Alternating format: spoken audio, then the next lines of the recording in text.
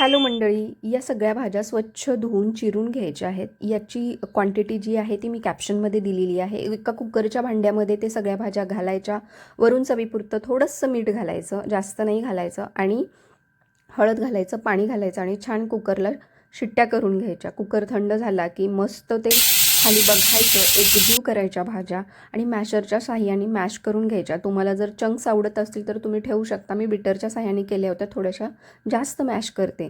त्यानंतर डुग्गूसाठी भाजी काढून घेतलेली आहे सेपरेट. गरम पाणी घालायचं आणि कन्सिस्टन्सी मॅच करून घ्यायची छान पातळ अशी.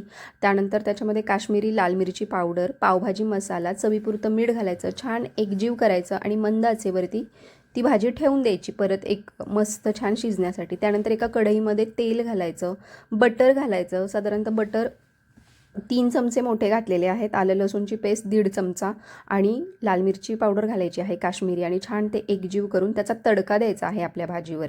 एका पॅनवरती मस्त बटर सोडायचं आहे आणि गरम गरम पाव भाजून घ्यायचे आहेत. तोपर्यंत आपली भाजी शिजती आहे. त्याच्यावरती मस्त बारीक चिरलेली कोथिंबीर घालायची, एकजीव करायची आणि सर्व करायची गरम गरम. वरून बटर घालायचं. खूप सुंदर लागते, टेस्टी लागते, शिवाय पटकन होते. तयारीसाठी जो काही वेळ लागतो तेवढाच. या प्रकारे करून बघा, तुम्हाला नक्की आवडेल. कलर बघा खूप सुंदर आलाय. अशा छान छान व्हिडिओसाठी फॉलो नक्की करा आणि रेसिपी कशी